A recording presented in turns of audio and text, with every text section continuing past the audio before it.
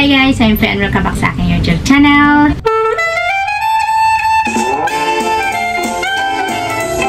For today's video ay meron tayong dalawang skincare products na bigyan natin ng kaukulang hatol. Hatol talaga. Bigyan natin ng review. So kung gusto nyong malaman about sa skincare product na ito, keep on watching.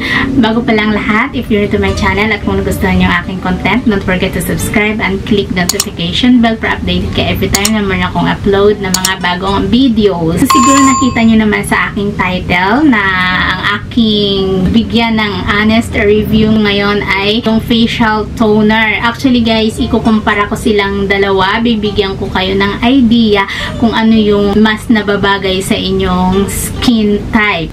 Yung dalawang product na ito ay ginagamit ko sila parehas and for me ay maganda ito para sa akin. Pero isi-share ko sa inyo yung aking experience habang ginagamit ko sila para magkaroon nga kayo ng idea kung ano yung pwede sa inyong skin type. Ang dalawang product na ito ay taran!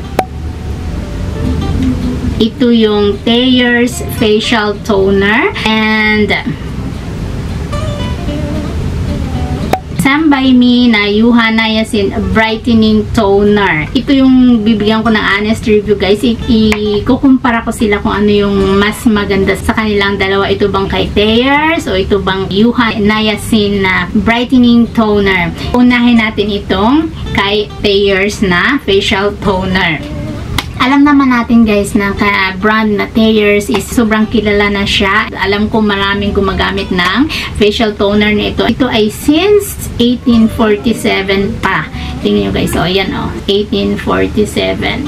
Sobrang tagal ng brand na ito. Alam ko na talagang subok na ito gamitin. Napakaganda niya sa ating skin kung kayo ay hiyang sa kanya. Yung price nito is 750 pesos. Ayan o, na ano na nga siya. Nabura na kasi nilalagay ko kasi ito guys sa ref, nabasa na kaya nabura na siya, pero ang price niya is 750 kung clear pa sa aking screen. Meron naman silang maliit nito, and ito yung kinuha ko para sabi ko matagal and tipid na rin. Tingnan nyo guys, oh, konti na lang siya. Ginamit ko na ito for more than 6 months. Masyadong tipid sa akin. Ginagamit ko siya morning and evening. Twice ko siyang ginagamit sa isang araw and napakatipid sa akin. Itong size ay okay na okay sa akin kaysa sa smaller size nila. Yung kanyang consistency ay clear water lang siya. Parang yun lang oh. Parang tubig lang siya. Yung aking kinuha dito ay yung Witch Hazel Aloe Vera Formula Cucumber. Yung amoy nito guys is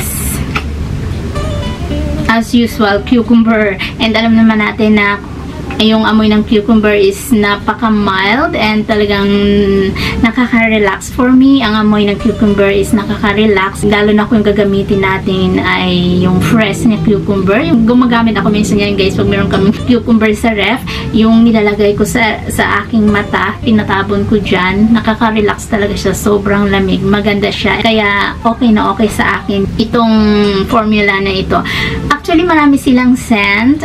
Meron silang lavender mint, peach, and ito nga cucumber. Meron pang rose petals. Meron din silang unscented. Kung ayaw nyong may scent, meron silang unscented. Yung parang natural lang. Yung parang water lang talaga. Wala siyang amoy. Ito yung pinili ko kasi gusto ko talaga yung scent ng cucumber. Pagdating naman sa kanyang packaging, ayan siya oh. Sobrang simple lang.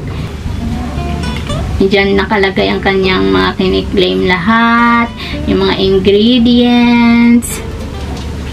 Andyan lahat ang kanyang information. Hindi siya babasagin. Hindi ako matatakot na pag nahulog is mabasag. Kaya okay na okay sa akin. And yung kanyang takip is okay na din. Hindi matatapon ang toner. Ang kanyang kiniklaim dito is to tighten the pores, smoothen the skin, and to healthy glow. So, yung gusto niyang i-achieve sa ating skin. Dito din pala guys is alcohol-free. Sa akin, importante talaga yung isang facial toner is alcohol-free para hindi mag-dry ang aking skin. Meron ako napanood na video sa YouTube na ginamit daw niya ito twice a day. Nag-dry daw ang kanyang skin. So, pinili niyang once a day lang gamitin and naging okay rin daw sa kanya. Siguro kung kayo ay dry skin, hindi ko masasabing 100% na ma-recommend ko sa inyo ang facial toner na ito. Pero for me, hindi siya nakaka-dry ng skin kahit twice ko siyang gamitin sa isang araw. Siguro depende nga talaga sa ating skin type. Siguro sa inyo naman yung kung dry skin kayo, pwede nyo i-try. Gamitin nyo siyang twice a day and mag-dry ang inyong skin. So siguro once a day nyo na siyang gamitin kung magiging okay. So maganda. Pwede nyo siyang i-continue. Maganda rin ito guys, nakaka-control siya ng redness sa aking face. Kasi ako meron kasi mga redness dito sa ilong, sa gilid, and then meron dito. Sa tagal kong ginagamit ito for almost 6 months, ay nakita ko talagang nakukontrol niya yung redness sa aking mukha. Hindi dumadami. At yun ang nagustuhan ko. Nakaka-control din siya ng pimples. Kung yung inyong pimples ay bagong tubo pa lang, applyan nyo na siya nito guys. Hindi matutuloy ang inyong pimples. At nasubukan ko na yun na meron akong pimples dito sa mukha, and then inano ko lang siya, nilapatan ko siya ng bulak, and then mayroong facial toner na to. Tinagalan ko siya ng mga 1 minute dyan sa aking pimples. Nakita ko talaga siya guys, overnight nag-dry kaagad yung aking pimples. Hindi na siya natuloy, wala talaga siya. And malaking tulong talaga ito kasi nakaka-control siya ng pimples na hindi matuloy na lumabas. Sobrang malaking tulong ito kung kayo ay tinutubuan ng pimples, kung kayo ay maraming redness dito sa mukha, kung kayo ay oily skin, yan, nakaka-control siyang hindi mag-oily ang inyong skin. Kaya nagustuhan ko siya. Marami talagang benefits na nakukuha ko sa aking skin. Yun yung aking honest review about sa Thayers na facial toner na ito. Bigyan naman natin ng isa pang honest review ay yung itong Yuha Niacin ni Sam by Me. Itong yung ginagamit ko ngayon guys, yung latest na ginagamit ko, yan, konti na lang din siya. Pero ginagamit sila parehas. Pinapalit-palitan ko na sa aking mukha. Alam ko very familiar din kayo dito guys. It's made in Korea. Pagdating sa packaging niya, maganda rin siya guys. It's 150 ml. Isang size lang sila, alam ko. Wala akong nakitang ibang size nito. Ito lang talaga, ganito lang talaga kalaki. 150 ml. Yung price nito is 1,299. Yung kanyang consistency nito guys is watery din. Yung kanyang kiniklaim dito is with Yuha extract 90%, niacinamide 5%. Nakalagay pa dito, skin brightening care, blemish care, low pH toner. So, yun yung kanyang gustong ipa-achieve sa ating skin. Nagustuhan ko rin ito kasi it's a lemon. Alam naman natin din yung lemon is napakaganda sa skin. And yung amoy niya is yun, lemon na lemon. Walang halong ibang amoy. Napaka-mild din niya, hindi siya nakaka-irritate sa ilong. Ang kanyang packaging, very simple din.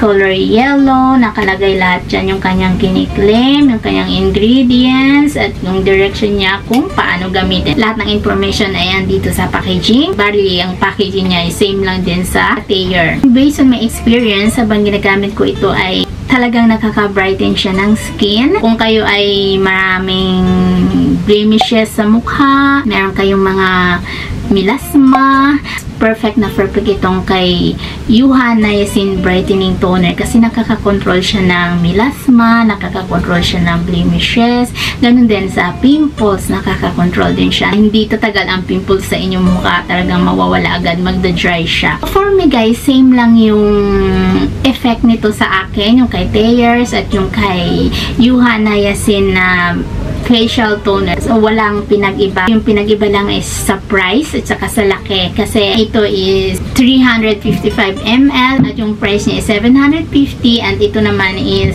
150 ml and yung price niya is 1,299.